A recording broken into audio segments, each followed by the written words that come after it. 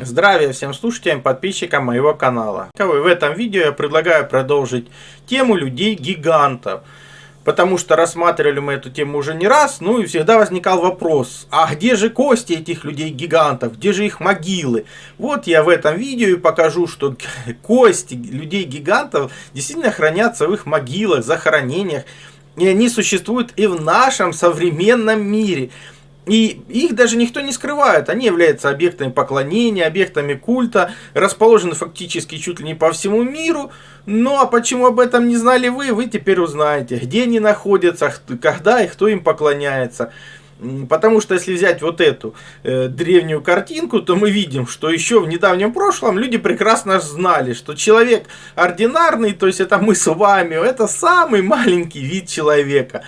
А потом идет те, кого они назвали как бы Голиафы, то есть примерно в 2 раза выше нас с вами, то есть примерно ростом где-то, если мы около 1,80 м, значит те были до 3,60 м, где-то так. То есть идет постоянное удвоение какое-то. Какой-то гигант Сюис, он тоже был примерно в 2 раза выше Голиафа, то есть это уже 3,6, где-то 7,2 метра. Другой вид гиганта, Маританы какой-то, то он должен быть, получается, где-то около 14-15 метров максимальной высотой. Ну и самый большой гигант Тропани какой-то, он, получается, должен быть уже 50 метров высотой. То есть эти картинки из недавнего прошлого говорят о том, что люди в недавнем прошлом прекрасно знали, кто такие гиганты, что они существуют, и не один даже вид, а множество. Скажите, так почему же мы не знаем про этих гигантов? Почему? Прекрасно знаем из легенд, мифов, сказок. Просто вы их не воспринимаете как действительно реальное прошлое. Самая известная вам это легенда про Святогора, про его взаимодействие с Илью Муромцем. А Илья Муромец это тот реальный персонаж, который жил всего лишь 1000 лет назад. Поэтому знаете ли вы об этом? Да, прекрасно знаете, но не придаете этому значения. Воспринимаете это как что-то нереальное. А как же тогда относиться к учебнику жизни для царских детей? В этом учебнике для царских детей, в котором повествуется о походе Александра Македонского, по которому учили действительно элиту того времени не только Москвы, но и Европы, повествуется о встрече с гигантом, который был ростом примерно 100 локтей, то есть около 45-50 метров, который был привязан медными цепями в Кавказских горах. Причем та же легенда касается Ильи и Святогора, который жил в горах, потому что простая земля его уже просто не выдерживала, его вес. Поэтому здесь мы видим вообще перечисление всех видов гигантов фактически. Вот яблокоядцы, которых встречает Македонский, это 24 локтя, 10 метров. Тоже в Иномирье встречают гигантов 9 локтей ростом, это 4 метра. То есть они все описаны как реальные существа, которые встречали, опять же, когда Александр пытался завоевать типа весь известный мир, он встречает всех этих гигантов, которые прекрасно живут в его время. Вы спросите, а где же их могилы? Да, пожалуйста, они по всей земле, в принципе. Вот вам могилы из Кабардино-Балкарии, где мы видим гигантские надгробия, где мы видим, что люди по сравнению с этими надгробиями, они действительно мелковаты. То есть множество могил великанов находится именно в горах. Причем по всему миру, в принципе, можно горы исследовать, потому что именно горы наилучшее место для их проживания, как оказалось, потому что они выдерживают их вес, ну, согласно легендам. Поэтому таких могил множество, ну и множество подобных было находок, когда находят захоронения великанов, гигантов. На фотографии видно как раз, что слева великан примерно раза в 2 больше людей, а тот, что справа, он даже выше железнодорожного вагона. То есть, ну, это рост 4 метра как минимум. То есть, действительно, все описаны в легендах великаны. Есть их останки, их находили. А вот куда дели, вопрос, конечно, открытый. Но даже в наше время существуют легендарные саркофаги, могилы, захоронения, которые почитаются, охраняются. И где захоронены действительно гиганты. Обратите внимание на отечественную инновацию синтезит.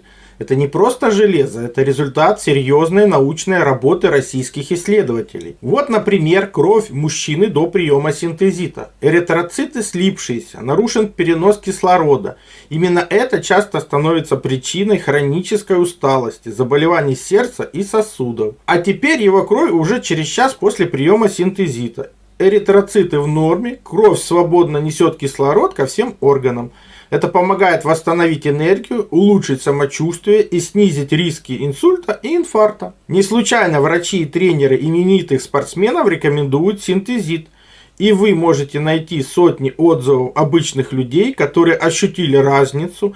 И, кстати, отзывы подтверждены множеством научных исследований, что вообще очень большая редкость для производителей таких добавок. Ссылка на сайт производителя из соцсети в описании. Только для моих подписчиков скидка 20% по промокоду Виктор20. Успейте, пока действует акция. Вот перед вами могила длиной более 18 метров, которая примерно 1400 года находится в Самарканде. Считается, что в нем захоронен библейский пророк Даниил, остатки которого были привезены в Самарканд самим Тимуром с территории современного Ирана. В христианстве пророк Даниил один из так называемых великих пророков, автор одной из ветхозаветных библейских книг, книги Даниила. В иудаизме Даниил также один из почитаемых пророков. То есть, знают ли об этом те властидержащие, другие какие-то органы? Конечно, прекрасно знают. Посещают эти могилы. Но они рассказывают вам, наверное, потому что многие знания, многие печали. Поэтому зачем вам об этом знать? Да, они существуют. Вот еще одна могила. Это она существует в Миздах-Хане. Могила Адама считается. Длина 25 метров. По легендам, рост костей продолжается даже после их смерти. Поэтому, почему такие длинные гробницы? Объясняется это, зачем такая длина. То есть, опять же, если обратиться к источникам, то рост Адама был 60 локтей. То есть, это примерно 25-30 метров. А прожил он 930 лет. Ну, конечно, науке эти данные не интересны никому. А где же могила Евы? Могила Евы или Хавы. Археологический объект, который находился в Аль-Мария, одном из центральных внутригородских районов города Джида, Саудовская Аравия. По преданию, после грехопадения Хава оказалась в районе Джиды или Мекки, а Адам попал на Шри-Ланку, где оставил след на Адамовой горе. То есть, действительно, на Адамовой горе в Шри-Ланке существует след, который называют след Адама. Ну, еще там множество названий Будды, Шивы. Потому что в XIV веке арабский путешественник Ибн Батута измерил священный след. Сейчас доступ, говорят, к нему ограничен. Его размеры составили в длину 1,5 метра, в ширину 80 сантиметров. То есть при таком росте, то есть такого человека с такой стопой должен быть метров 10. Это больше соответствует именно Рамаяме, когда у Рамы и у Ханумана были подобные росты. То есть, да, это след великана, но, скорее всего, все-таки не Адама. Если Адам и оставил свой след, то это какой-то другой след, это точно. Потому что от того, кто оставил этот след, рост примерно метров 10, а Адама был раза в 2,5 больше.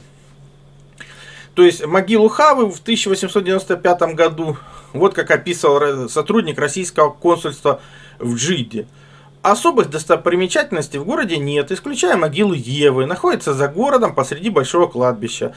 Могила праматери всех людей имеет в длину примерно 60 аршин. Ну, это 43 метра примерно. В голове находится плита с арабскими надписями. Само захоронение было уничтожено в 1928 году.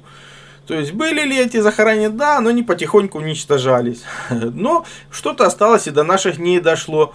Могила Авеля у Дамаска. Длина 5,71, ширина 1,80 м. Все они прекрасно знают, она вроде бы еще существует. И каждый ее может посетить. Вот эта могила, вид сбоку. Также известен Мохаммед Высокий у Алеппо, тоже, который по всем легендам был гигантом. Фотографии я не нашел, но размеры могилы 7,75 на 2,20.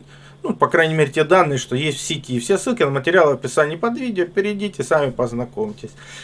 Опять же, могила Сифа, сына Адама и Евы в Ливане. Многометровое захоронение. Точно размеры неизвестны. Ну, видно, что там, если действительно в саркофаге содержатся кости, то кости все-таки гиганта. Тоже, согласно местным жителям Хадрамавти, Салих был отцом пророка Худа, что соответствует библейскому Шилаху, отца Эбера. Говорят, что и Хад, и Салих были великанами, что не объясняется необычную длину их гробницу. То есть, вот еще одна из гигантских гробниц в Ливане. Вот ее вид с разных сторон в разное время, ну, фотографии какие нашел. Мазар-Шариф, священная гробница, 4-й по величине город Афганистана. То есть, сам название города переводится как священная гробница. В Мазари-Шарифе находится уникальный храмовый комплекс Рози-Шариф, Голубая мечеть. По местным легендам, это могила халифа Али. По этой причине Мазари-Шариф служит местом поклонения, особенно шиитов. Ну, а некоторые историки думают, что это могила Зараастры. То есть длина ее 15 метров, ну или 52 фута. Гробница Иова в Салале. Это место, где, как говорят, был похоронен этот библейский герой, почитаемый мусульманами, евреями и христианами. Ну, оцените длину этой гробницы. То есть понятно, что там необычный человек похоронен, мягко говоря. Вот примерно где она находится. То есть она находится в Омане, на берегу океана. В Ливане, к северо-востоку от города Захли, есть небольшая деревня под названием Карах-Ноух. Карах-Ноух расположен в Бека, у восточного подножия горы, Ливанский хребет. Если мы туда заходим, подобная гробница там находится, вот такая длинная.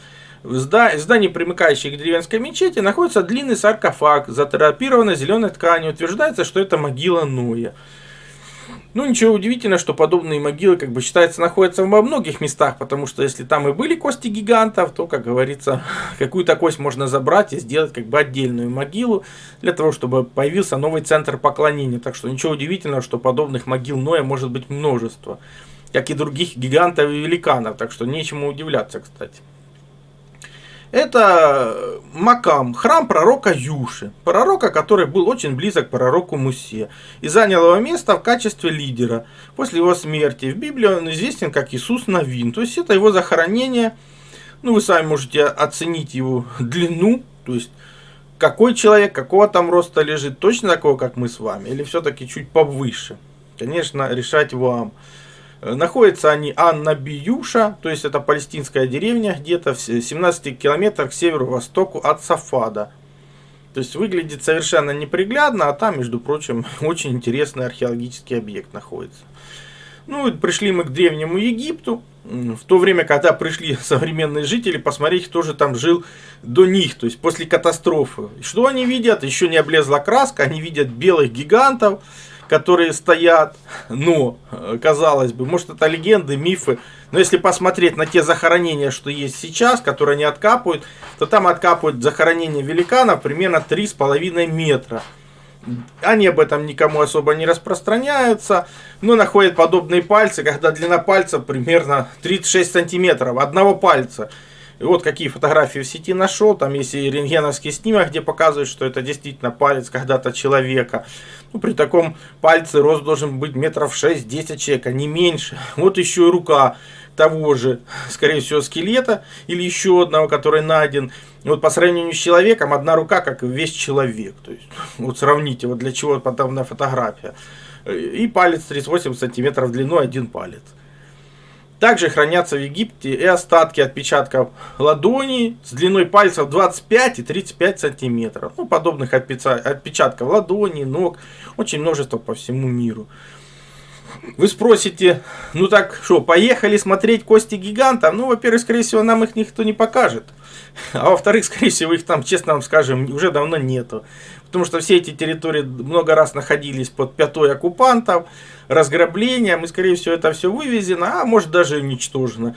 Поэтому, когда мы читаем статью про то, что Смитстоновский институт признал уничтожение тысяч скелетов гигантов в США, ну, можно по-разному ее воспринимать, как это фейк, неправдивая информация, правда, неправда, это уже решать вам самим. Факт остается фактом, что подобные факты на ровном месте не возникают, то есть нет дыма без огня. И, скорее всего, подобные находки находились и планомерно уничтожались для того, чтобы, как говорится, не портить четко выстроенную теорию бредового прошлого человечества. Потому что если появится хоть один подтвержденный факт гигантизма людей в прошлом, пускай он присутствует в литературе, даже в священных книгах, как вы видите, это никого не интересует. Если действительно будет найден и показан обществу действительно реальный скелет гиганта, то придется всю историю человечества переписывать, потому что уже станет понятно, что все, что нам рассказывали, это бред сивой кобылы в лунную ночь, как говорила моя учительница. Потому что нет никаких доказательств, нам предлагают просто верить в то, что нам выдают за реальность. Ну и помните, повторение мать учения, выводы я делать не буду, сделайте сами в комментариях и напишите ваше мнение, действительно, существовали ли гиганты в прошлом. Все ссылки на использованные материалы есть в описании под видео, нажмите кнопочку «Еще», описание откроется, увидите все ссылки на те материалы, которые я использую для создания этих и других видео про гигантов. Также переходите на мой сайт, ссылка есть в первом закрепленном комментарии под каждым видео. Там размещены мои статьи, в том числе и запрещенные на других платформах. Плюс там же существует и магазин. Магазин существует для тех, кто хочет и может поддержать мою деятельность, для того, чтобы я ее и продолжал. Я же смогу вам содействовать в том, чтобы вы узнали свое предназначение по дате рождения, либо освоили силу живой воды, проводили измерения, которые помогут понимать, что вы едите, что пьете. Плюс получили лучшие натуральные витамины, именно Иван-чай. Плюс, опять же, сила живой воды – это водород и озон. Именно эти две структуры воды помогают нам сохранить здоровье и вылечиться от любых болезней, потому что они универсальны, подходят как одному человеку, как и всем членам семьи. И один раз купленные не требуют других расходников. Плюс, например, детектор электромагнитного излучения. Мы все живем в городах, а там огромное количество электромагнитных полей, и имея эти простые измерительные приборы, вы сможете не попадать под их влияние, а значит будете меньше болеть и дольше просто проживете без лекарств.